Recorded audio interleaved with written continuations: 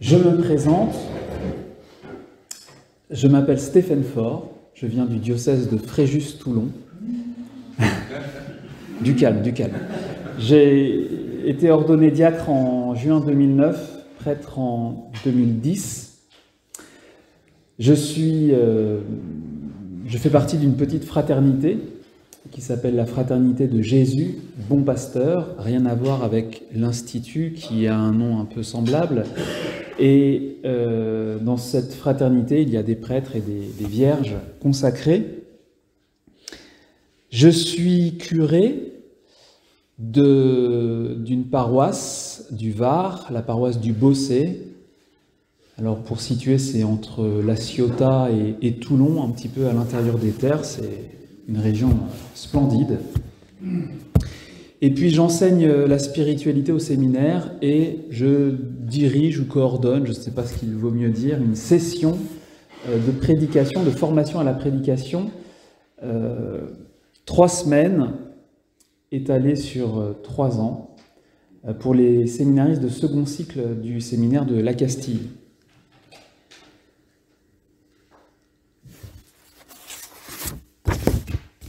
Vous connaissez peut-être ce proverbe de la Bible. C'est le Seigneur qui conduit les pas de l'homme. Comment cet homme comprendrait-il son chemin? Quelle sagesse! Expérience assez terrible. Et c'est en raison de cette incompréhensibilité des chemins de Dieu que je me trouve devant vous. Alors que moi-même je continue de faire partie de ceux qui apprennent, tout ça pour vous parler de la place de la prédication, du service de la parole dans le ministère du prêtre. Ma parole n'est-elle pas comme un feu? C'est une question du prophète Jérémie et c'est le titre que j'ai donné à cette petite série d'interventions consacrée à la prédication. Ma parole n'est-elle pas comme un feu, comme un marteau qui fracasse le roc? Ça, c'est pour commencer en douceur. La plus sainte des causes, voilà de quoi nous parlons pour commencer. La plus sainte des causes, c'est la prédication de l'Évangile à toute créature. C'est ce que nous lisons dans le décret sur l'œcuménisme, Unitatis Redintegratio du Concile Vatican II au numéro 1. La plus sainte des causes, c'est la prédication de l'Évangile à toute créature. Nous allons passer du temps à relire, approfondir l'expérience que nous avons de la prédication, surtout dans son contexte liturgique où elle reçoit un nom particulier, particulièrement beau, l'homélie. En grec, homilia, c'est-à-dire la conversation, l'échange, la communication intime. La prédication est une grande chose. La prédication est-elle pour nous une chose si sainte que ça? Est-elle en effet la plus sainte des causes? La prédication est-elle pour nous quelque chose de si intime que ça? Dieu lui-même nous confie sa parole. Et comme dit le prophète Malachie au chapitre 2, verset 7, c'est aux lèvres du prêtre de garder le savoir, et c'est de sa bouche qu'on recherche l'enseignement. Il est le messager du Seigneur de l'univers. Je vois des têtes qui approuvent comme ça, c'est bon. Il est le messager du Seigneur de l'univers. Si quelqu'un parle, écrit Saint Pierre, que ce soit comme les paroles de Dieu. Ceci met la barre assez haut, n'est-ce pas? Que ce soit comme les paroles de Dieu. Que ce soit donc un événement, qu'il se passe quelque chose, un événement, car pour le Seigneur, dire, c'est faire. Même si c'est Adolf Hitler qui a prononcé cette parole, elle n'en demeure pas moins vraie. Dire, c'est faire. Moi, le Seigneur, j'ai parlé et je fais. Et je fais. Ézéchiel 37, verset 14.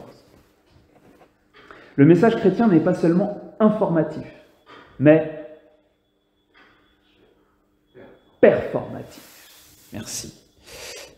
Comme le soulignait Benoît XVI dans Spe Salvi au numéro 2, cela signifie, dit-il, que l'évangile n'est pas uniquement une communication d'éléments que l'on peut connaître, mais une communication qui produit des faits et qui change la vie.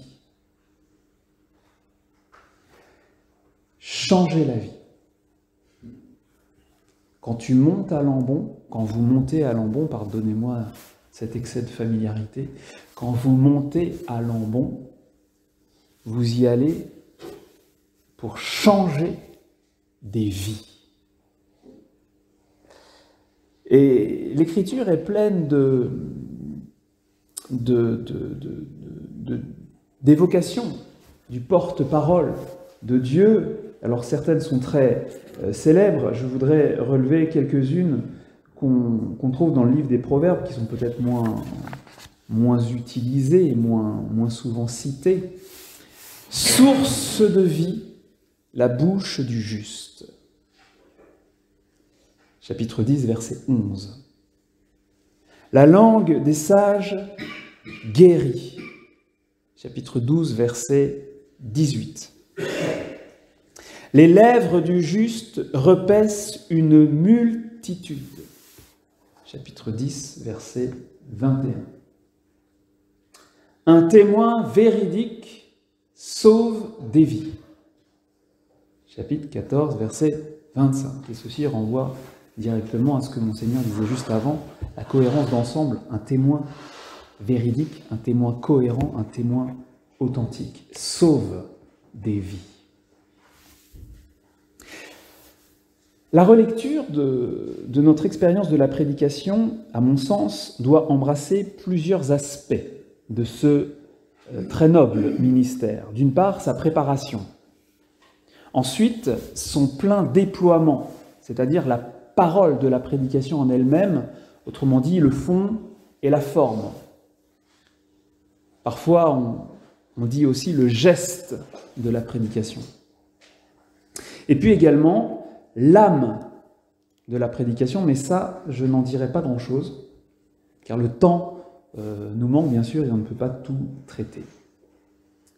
Le but, entendons-nous bien sur le but, est d'essayer avec l'aide du Seigneur et de sa mère, notre mère, de nous hisser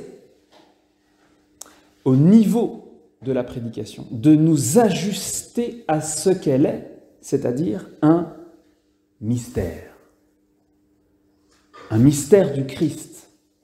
Troisième mystère lumineux, l'annonce du royaume des cieux avec l'appel à la conversion, le don gratuit de Dieu, son Fils, avec l'appel à la conversion. Un mystère. Et ceci nous indique déjà beaucoup sur ce que devrait être pour nous la prédication. En relisant très rapidement mes notes juste avant que le Père Antoine ne m'interrompe, je reparcourais rapidement le catéchisme de l'Église catholique à propos des traits communs des mystères de Jésus. Toute la vie du Christ est révélation. Les moindres traits de ces mystères nous manifestent l'amour de Dieu pour nous. Toute la vie du Christ est mystère de rédemption. Toute la vie du Christ est mystère de récapitulation. Tout ce que Jésus a fait, dit et souffert avait pour but de rétablir l'homme déchu dans sa vocation première. Cette révélation, cette rédemption, cette récapitulation, nous sommes plongés dans cette œuvre divine, dans notre participation à ce ministère qui est une participation au mystère même de Dieu. Nous sommes devenus participants du Christ, lit-on dans la lettre aux Hébreux, chapitre 3, verset 14. Essentiellement, prêcher, c'est participer au Christ, c'est communier avec Jésus. En tout cas, c'est ce que nous devrions vivre.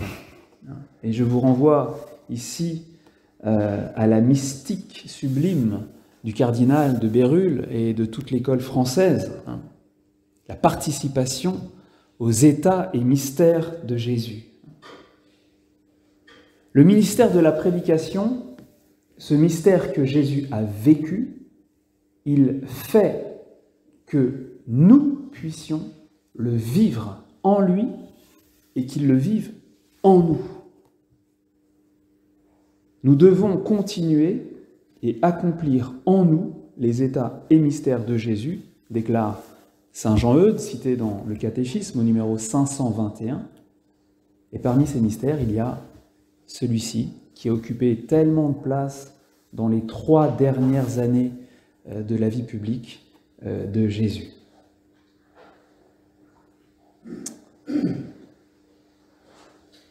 Au séminaire de la Castille, j'anime une école de prédication en second cycle, comme je l'ai dit. Alors avant d'aller un petit peu plus loin dans mon propos, et ceci pour promouvoir encore davantage une culture de la prédication, car c'est peut-être ça qui nous manque dans notre Église catholique, hélas, cette culture de la prédication. Eh bien, je voudrais donner la parole, avoir un bref échange avec... Bon, il y en a plusieurs qui ont suivi cette session parmi vous, donc j'en ai chopé un au hasard. Le père Pierre-Édouard. Voilà.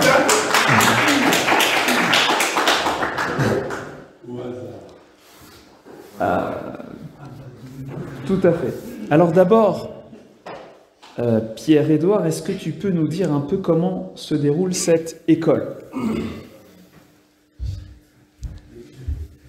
Alors cette école, donc, comme disait Stéphane, elle avait lieu sur les 3 dernières années, les 3 ans de théologie, pardon. Une semaine à chaque fois, et en gros, le matin on commençait par l'essentiel quand même, un temps de prière. Ah oui.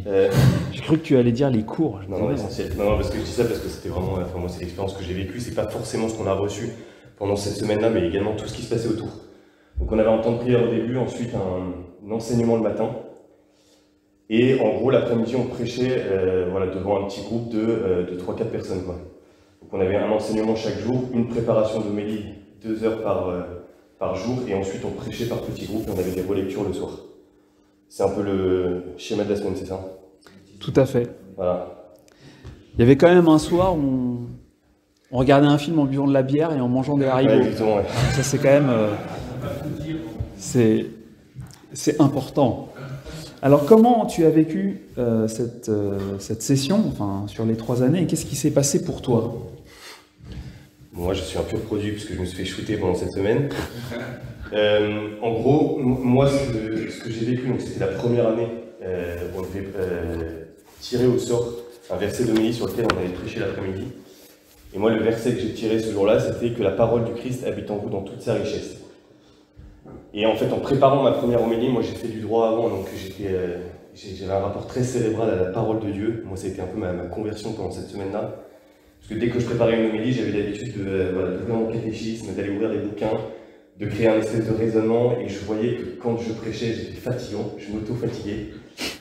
Même si j'essayais de caler des blagues et de vannes, puisque la première homélie, j'étais très fan de caler une blague qui a fait marrer tout le monde, mais intérieurement, je voyais qu'il y avait un truc qui ne suivait pas.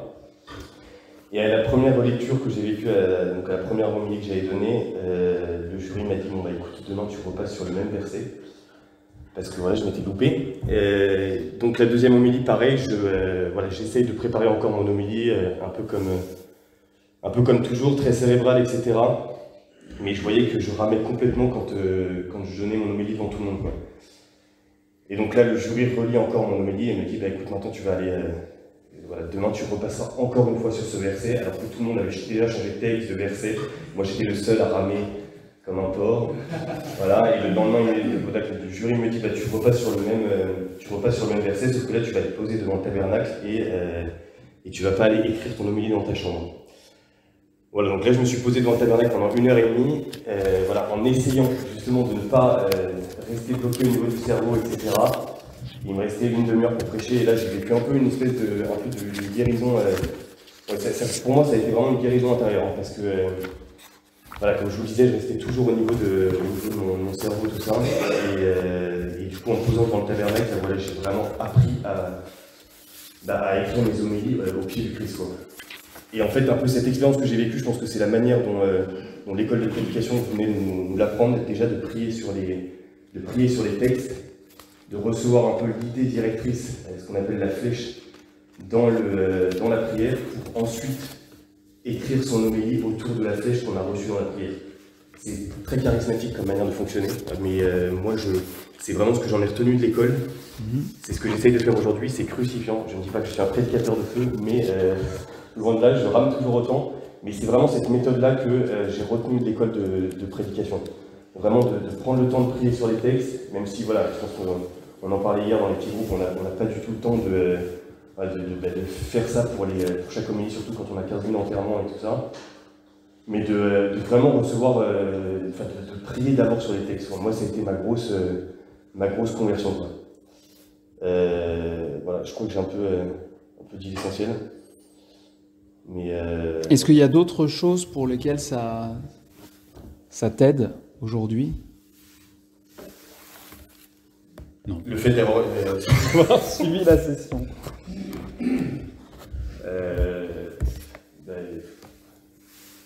Non, mais c'est un peu ce qu'on disait tout à l'heure, mais l'authenticité, comment dire,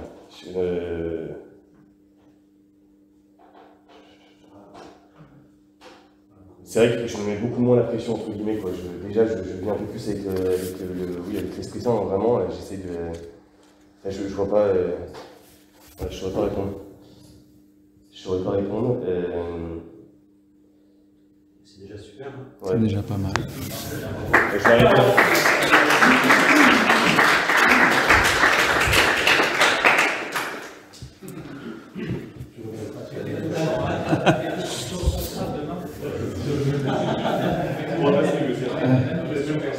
Alors je suis surpris du nom qu'il a donné à moi, aux autres formateurs, le jury. C'est comme ça que tu perçois aussi les assemblées auxquelles tu prêches, le jury. Voilà.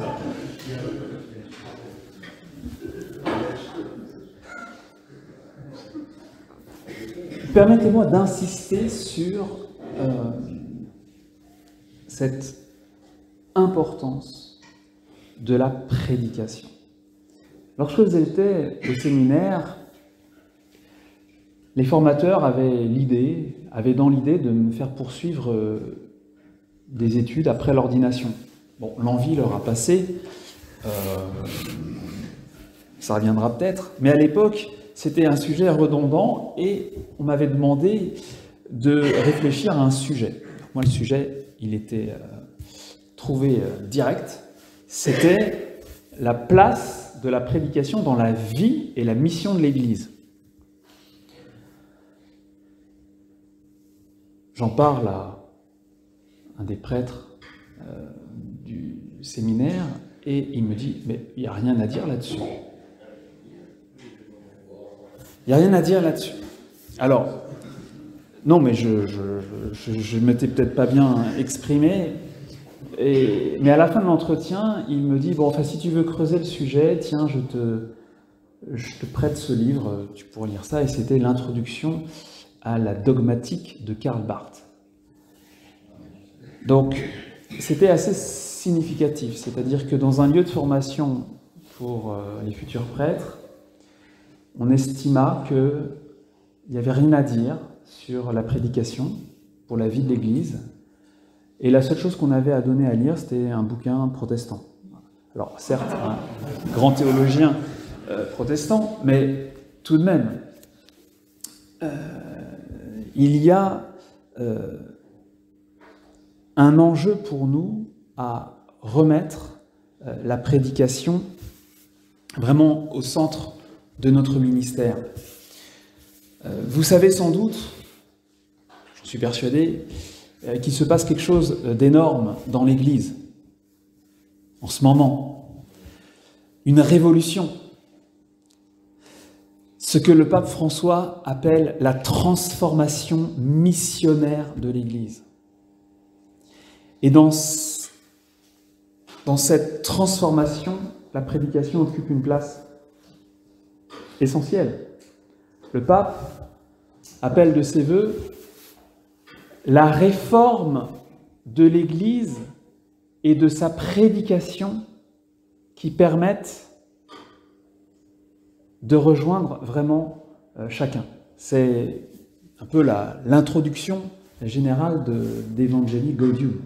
Une réforme de l'Église et de sa prédication. Vous avez sans doute fait cette expérience. Comme prêtre, on passe notre temps à parler et beaucoup à prêcher. Nous prêchons énormément et dans des contextes très divers.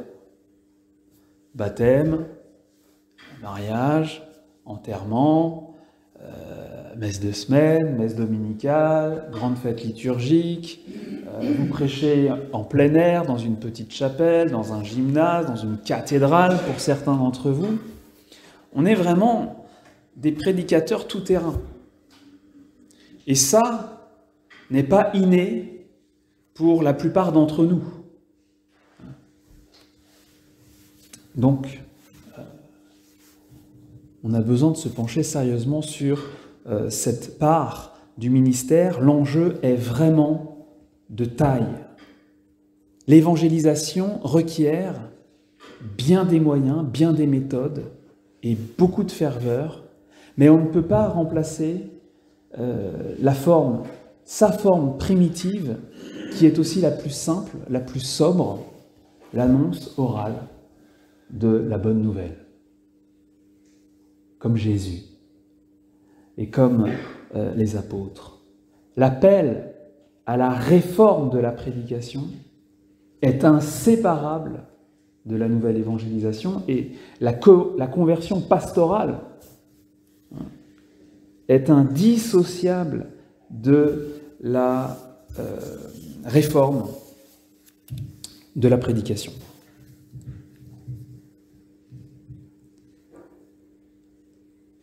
L'apôtre Paul, juste après avoir affirmé qu'il complète en sa chair ce qui manque aux souffrances du Christ pour son corps, qui est l'Église, écrit et, semble-t-il, explique en disant « Car je suis devenu ministre de l'Église en vertu de la charge que Dieu m'a confiée de réaliser chez vous l'avènement de la parole de Dieu. » En raccourci, ça donne ça. Je complète en ma chair ce qui manque aux souffrances du Christ pour réaliser chez vous l'avènement de la parole de Dieu. L'avènement de la parole de Dieu, l'événement de la parole de Dieu. C'est-à-dire la rencontre avec le Verbe de Dieu. Notre adhésion au Verbe, cette communion qui passe par la parole de la prédication. Pas seulement, mais d'abord par la parole de la prédication. Un excellent commentateur de saint Thomas Le père Thomas Dehaut, dont je vous reparlerai, un père dominicain qui est décédé maintenant, écrivait en citant le verset 3, écrivait en citant le verset de Baruch, chapitre 3, verset 38, dans la Vulgate, « Dieu a été vu sur la terre et il a conversé avec les hommes ». Ce mot du prophète de l'Ancien Testament n'est autre chose que la prophétie de tout le Nouveau. Le Nouveau Testament, c'est tout simplement cette conversation de Dieu avec les hommes, racontée, répétée, jetée à tous les échos et portée à tous les confins de la terre qui en a été le cadre. C'est la conversation sur la terre des vrais apôtres avec leurs frères, c'est-à-dire la sainte prédication, qui, jusqu'à la fin des temps, répandra et développera cette conversation de Dieu avec les hommes.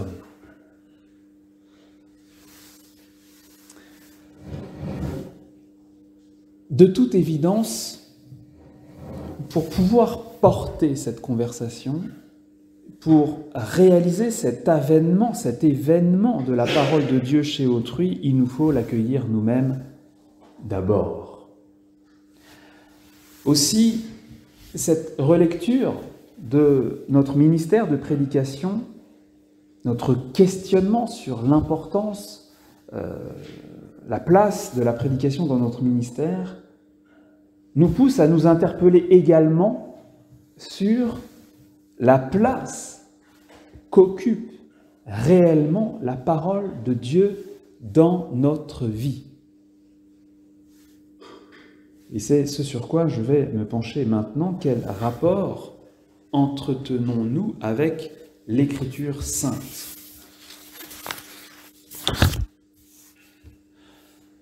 Nous pourrions avoir un rapport utilitaire. Je dois prêcher, donc j'écoute la parole de Dieu pour avoir quelque chose à dire. Évidemment, si Dieu nous parle, c'est pas seulement pour qu'on ait quelque chose à dire. C'est pour nous rencontrer nous-mêmes, nous transformer nous-mêmes. Alors, silentium pater predicatorum, disent les dominicains.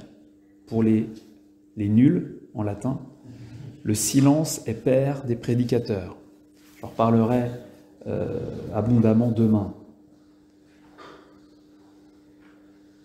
Dans le même temps, le prédicateur est fils de la parole, à laquelle il se consacre, et qui, plus est, le consacre. On lit dans les Actes des Apôtres, Paul se consacra entièrement à la parole. J'aime beaucoup ce verset. Paul se consacra entièrement à la parole. C'est une attitude foncièrement mariale. Dans sa lettre pour l'anniversaire de la mort de Saint Jérôme, le Saint-Père nous invite à cultiver, je cite, une affection ardente pour la Sainte Écriture, un amour suave et ardent pour la parole de Dieu écrite. Il s'agit donc pour nous, prêcheurs, de faire la part belle à la Lectio Divina. Cette lecture priante, amoureuse, pourrait-on dire, de l'Écriture, qui se distingue de son étude purement intellectuelle. C'est l'expérience et le témoignage de Pierre-Édouard. Dans Pastores d'Abo Vobis, au numéro 26, Jean-Paul II écrivait que, je cite, « Le prédicateur doit acquérir une grande familiarité personnelle avec la parole de Dieu. Il ne lui suffit pas d'en connaître l'aspect linguistique ou exégétique, ce qui est cependant nécessaire. Il lui faut accueillir la parole avec un cœur docile et priant, pour qu'elle pénètre à fond dans ses pensées, ses sentiments, et engendre en lui un esprit nouveau.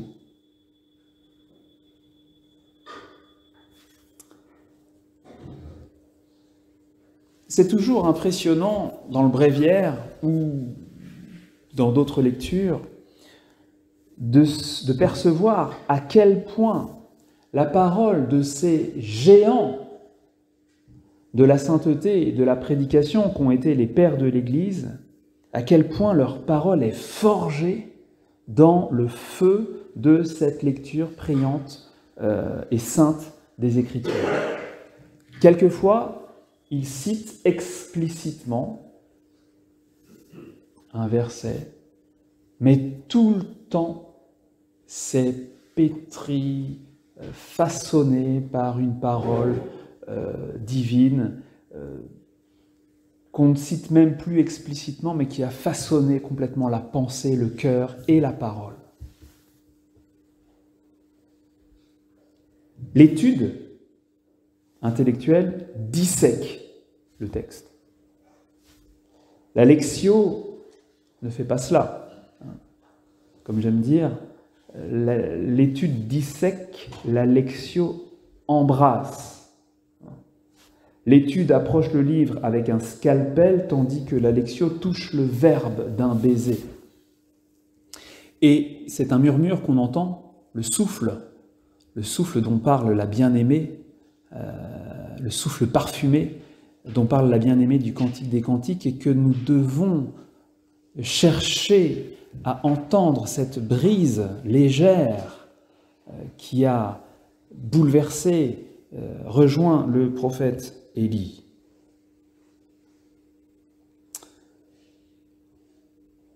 Qu'il me baise des baisers de sa bouche, dit la bien-aimée du Cantique. Eh bien, la lecture savoureuse de l'Écriture, la lectio, c'est cela. C'est l'empreinte sur nous de ses lèvres. Et il me semble que la puissance de notre prédication dépend grandement de cet impact du Verbe sur nous, de notre intimité avec Jésus, qui nous parle dans le secret.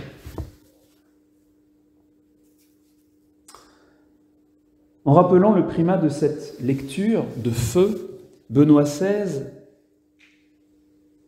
évoquait dans l'exhortation apostolique Verbum Domini la figure d'Origène. Origène, l'un des maîtres de cette lecture de la Bible, soutient que l'intelligence des Écritures demande, plus encore que l'étude, l'intimité avec le Christ et la prière. Il est convaincu, en effet, que la voie privilégiée pour connaître Dieu est l'amour, et que l'on n'acquiert pas une authentique scientia Christi sans s'éprendre de lui.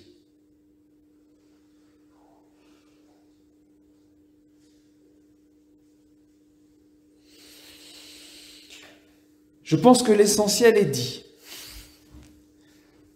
Serviteur du Verbe, l'Esprit Saint veut que nous nous éprenions de lui.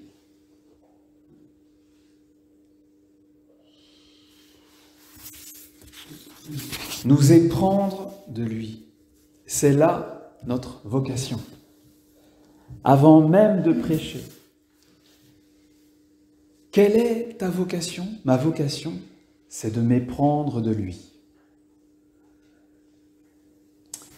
Marc, chapitre 3, verset 13 et suivant. Jésus gravit la montagne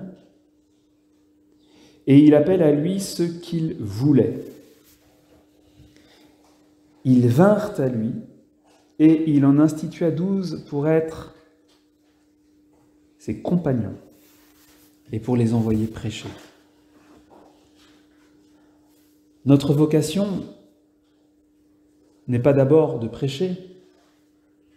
Notre vocation, c'est avant tout de lui tenir compagnie. Ce qui ne sert strictement à rien.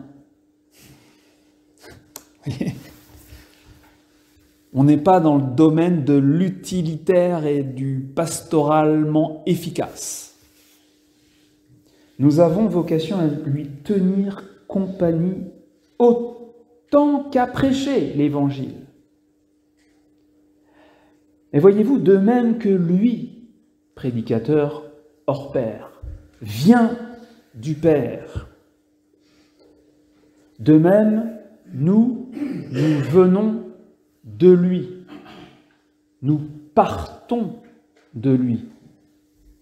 Et comme Jésus demeure dans le Père et le Père en lui, nous sommes encore avec Jésus lorsque nous parlons en son nom. Il s'agit bien de communion au mystère du Christ. L'intimité divine doit être le quotidien du prédicateur. Le prêtre, disait saint Jean Chrysostome, dans son traité sur le sacerdoce, qui, je vous l'accorde, est un petit peu décourageant, le prêtre, c'est quelqu'un pour qui vivre, c'est s'enivrer de Dieu.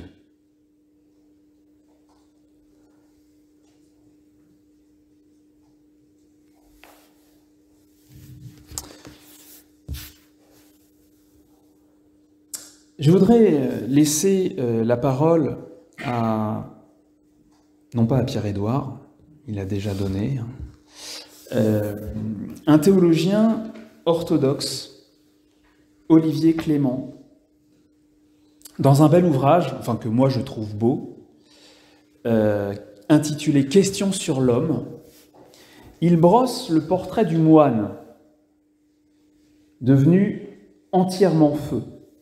Et il me semble que nous aussi, nous sommes invités, embarqués dans la merveilleuse aventure spirituelle qu'il évoque ici. Alors peut-être que certains diraient « Non mais nous, on n'est pas des moines ». C'est vrai, nous sommes plus que des moines. Il n'y a qu'à, pour s'en convaincre, lire « L'âme de tout apostolat » de Don Chotard. Alors, je lis un passage magnifique qui nous livre quelques pensées très belles au passage sur le célibat consacré. Ça fait pas de mal au passage, et puis c'est d'actualité. Toujours d'actualité.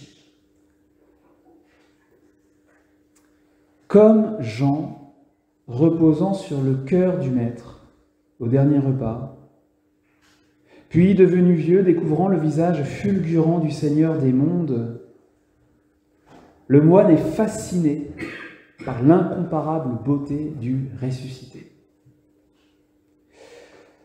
En lui, l'éros tout entier est attiré par cette beauté faite d'amour et de lumière, d'autant plus bouleversante qu'elle rayonne à travers la défiguration de la passion et de la croix. Il n'y a plus de place ici pour une autre expression de l'éros, car le moine a compris que la distance et l'identité entre le défiguré et le transfiguré donnent la mesure de l'amour fou de Dieu pour lui, pour tous, et de quel autre amour aurait-il besoin? Il faut aimer Dieu avec toute la force de l'éros. Saint Jean Climac disait qu'il faut l'aimer comme on aimerait sa fiancée, son épouse. J'interromps la citation. On pourrait se dire, mais oui, mais enfin ça, là on part très loin de la prédication quand même. Eh ben non, on est tout près, parce que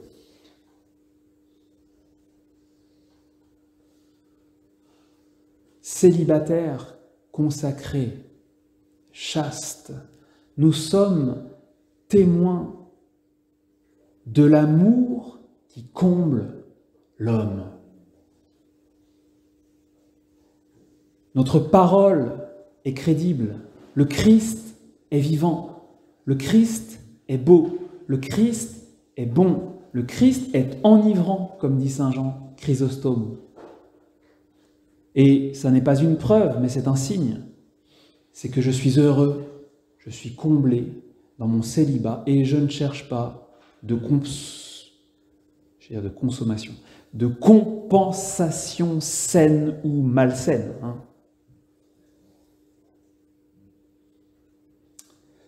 Le moine ainsi brûlé devient un homme apostolique. Il a le droit de parler de Dieu parce qu'il le connaît de tout son être.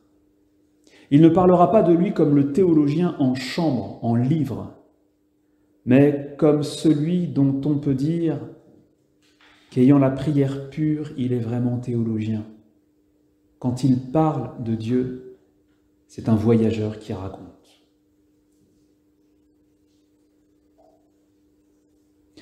Une église où il n'y aurait plus de grands moines menant ce pèlerinage dans les immensités de Dieu pour revenir ensuite vers les hommes, le visage incendié, comme celui de Moïse descendant du Sinaï, cette église serait agonisante. L'église ne se porte bien que si elle a des martyrs ou des moines. Ah, j'aime beaucoup ça. L'église ne se porte bien que si elle a des martyrs ou des moines. Et nous, prêtres, diocésains, quelque part, on est les deux. Martyrs et moines, pasteurs livrés, cultivant un cœur de moine, un monachisme intériorisé, une consécration, une dédicace de toute notre vie à Dieu et à son règne, à son Église. Belle Église, pauvre Église.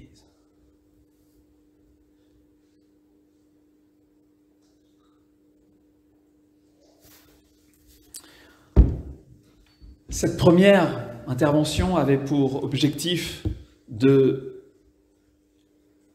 promouvoir la culture de la prédication, redire que nous devons nous y atteler et en même temps que le véritable prédicateur, c'est le saint. Voilà, ça met tout le monde d'accord, vous voyez.